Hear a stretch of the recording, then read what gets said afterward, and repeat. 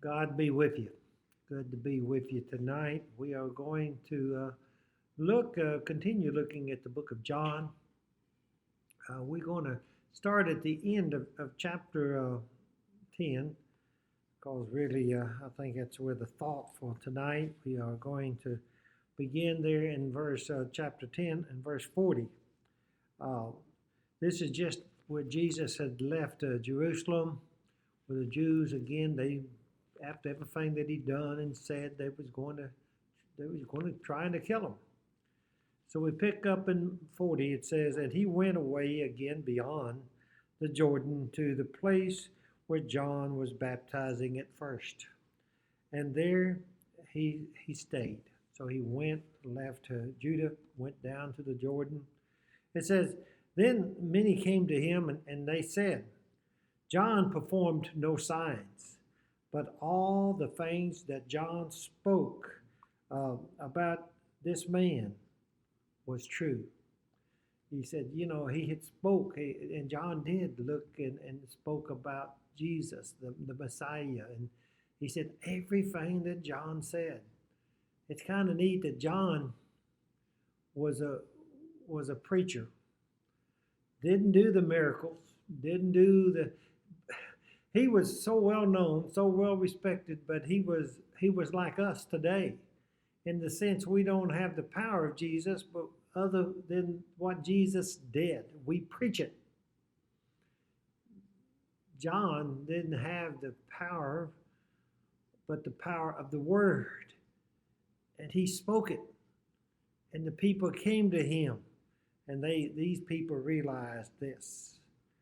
In verse 42, and it says, and many believed in him there. Many believed on him what? There. Many believed because they had heard John, then they saw all that Jesus did. We are seeing something kind of happen every place that Jesus goes now. Seems like he goes there, it says, and many people believed. They go someplace else, and then many people believe. Now, it never says that everybody believes. That needs to be pointed out. But it says that many people believed. I have never heard of a town or a place where anybody came in and preached and they was able to say that everybody believed. You go back in records, even myself, I've been in places where some places I baptized a dozen people. Or 10, I guess, was the most. But I said many believed. But the thing about it is, so oftentimes many didn't. Chapter 11, it goes on here in 1, it says, and now a certain man was sick, Lazarus of Bethany, the town of Mary and her sister Martha. And it says it was that Mary who anointed the Lord with fragrant oil and wiped his feet with her hair, whose brother Lazarus was sick. It says, therefore the sisters sent to him, saying, Lord, behold, he whom you love is sick. The sister said, he that loved, he had a love for this family. When Jesus heard this, he said, this sickness is not unto death, but for the glory of God, that the Son of Man may be glorified through it. Said this is not him dying. It's not what it's for. Now Jesus loved Martha and her sister and Lazarus. So when he heard that he was sick, he stayed 2 more days in the place where he was. And after that, he said to his disciples, let us go to Judah again. The disciples said to him, Rabbi, lately the Jews sought to stone you, and you are going there again? Jesus answered, are there not 12 hours in the day? If anyone walketh in the day, he does not stumble, because he sees the light of this world. But if one walketh in the night, he stumbled because the light is not in him. He said, these things he said, and after that he said to them, our friend Lazarus sleepeth, but I go that I may wake him up. Now notice, he said this about the night. He said, we go, there's night. What he was saying is we use the daylight, use and work. This is strange to us because today we are so used to the 8-hour day, but when I was growing up and living as a young man out west in the ranches and the farms out there, those farmers, they worked 12-hour days. They worked from the time the sun went down. I know that's why a lot of people don't like to stay on the farm and the ranches.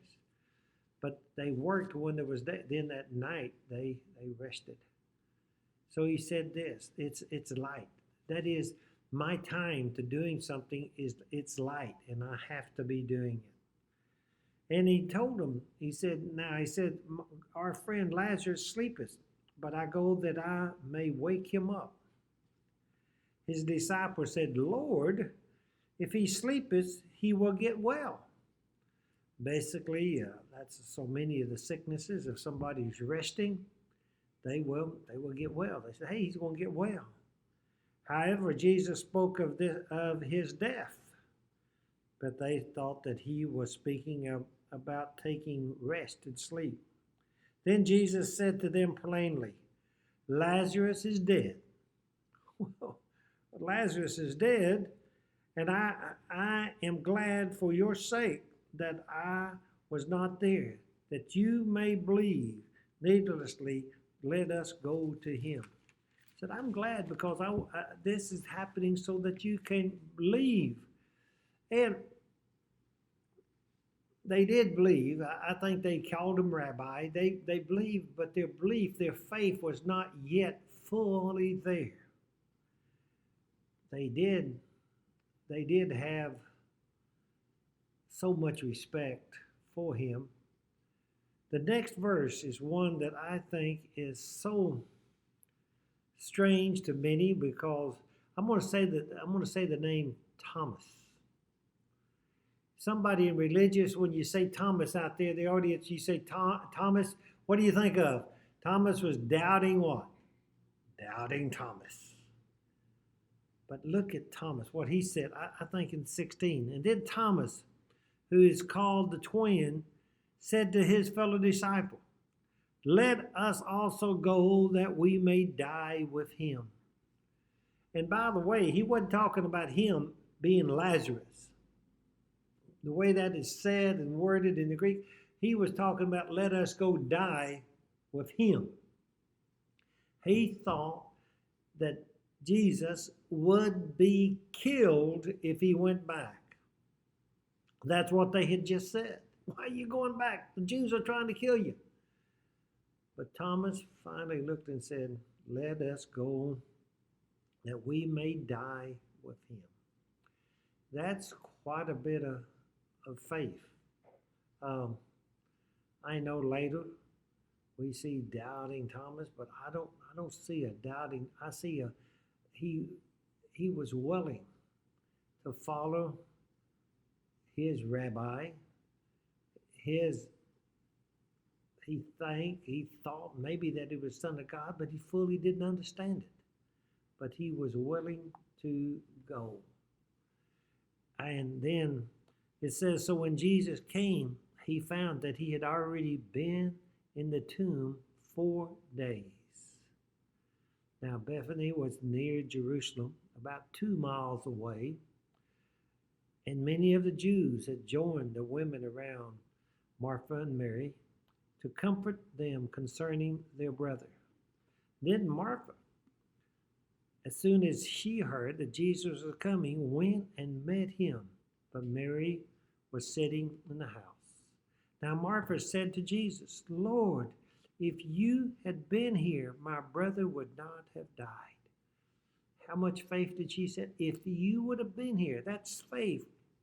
But even now, she said this. I love this. But even now I know that whatsoever you ask of God, God will give you. What? Whatever God you asked of God. Jesus said to her, your brother will rise again. Well, then we understood what she said. Martha said to him, I know that he will rise again in the resurrection at the last day. Jesus said to her, I am the resurrection and the life. He who believes in me, though he may die, he shall live. And whosoever liveth and believeth in me shall never die. Do you believe this? And he's not talking about the body, he's talking about eternal death. And she, Martha, said to him, yes, Lord, I believe that you are, notice, yes, Lord, I believe that you are the Christ, the Son of God, who is to come into the world. We can see this. I believe. We are going to see the power that Christ had. I think we see two people by name. We see Thomas that said, go with them. Let's go and die with them. He was willing to be a martyr following Jesus. And then we see the one that believed and said, yes, there's going to be a resurrection. And then she made the statement, yes, I believe that you are the Christ, the Son of God. Oh, to trust, to follow Jesus to our death. We can do it like these two said and was willing to do. And why? We can do it because we too, if we believe that Jesus Christ is the Son of God, we will follow him. Thomas didn't just believe it, but he was willing to follow. You believe in the Son of God? Great. That's wonderful. Now, why don't you follow him and do what he tells and what he showed us and told us that we need to do to have eternal life? God be with you till we meet.